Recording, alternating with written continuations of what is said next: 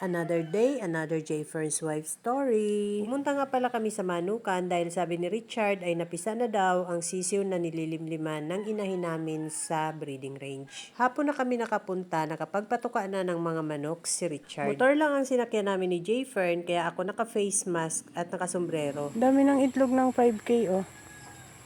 Walo na yan eh. At ito naman napisa na. Ay, may sisiw.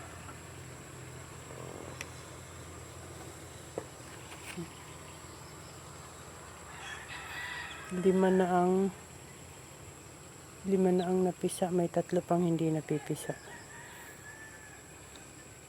Ito namang isang Boston na limlim na din 2 days na. Ayan. 7 ng itlog yung Bagsik Line Brood Hen.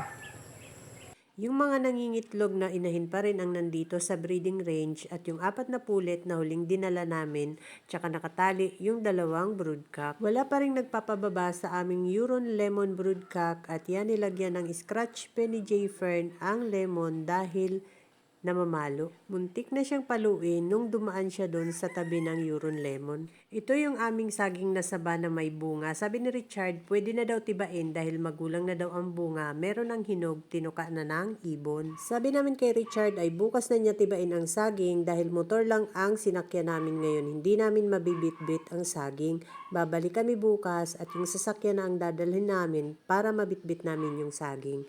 Nakakatuwa naman talaga pag may mga tanim.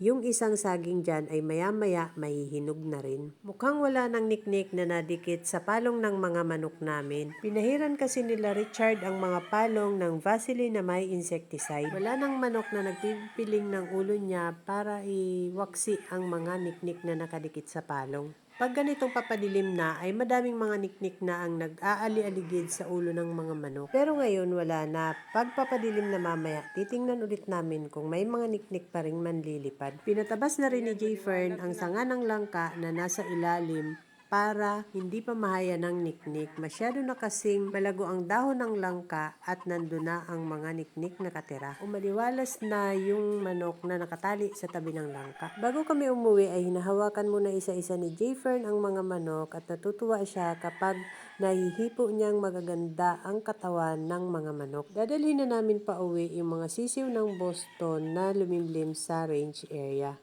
Iwawalay na rin agad namin siya para gumaling na rin ang sugat ng inahin.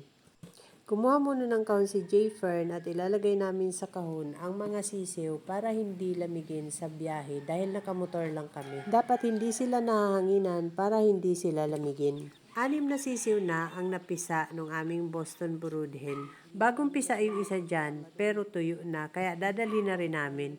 Yung 2 itlog na iwan pa dun sa pugad at nililimliman pa rin ng inahin, sana mapisa pa rin siya. 6:30 na, kaya ayan madilim na. Pauwi na rin kami ni J. Fern. Ako ang may bitbit nung mga sisiw. May buwan pala ngayon, kaya maliwanag. Malapit na yatang mag full moon dahil malaki na ang buwan.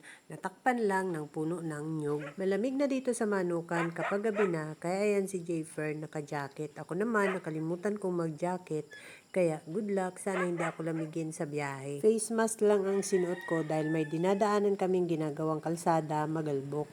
Pagdating sa bahay, inilabas ko sa kahon ang mga sisiw para lagyan ng mga marking. Dahil anak ito ng aming Boston Brood Hen, ang marking nila ay left in. Isasama ko sila sa mga sisiw dito na napisa sa incubator at yung hen hatch din nakapipisa lang. Halos magkasabay silang napisa. Mas nauna lang ibinaba yung mga napisa dito sa inahin. That's all guys. Thank you so much for watching. Please like, share, and follow for more. Bye! Itong bagong pisa. Kailangan pa niya ng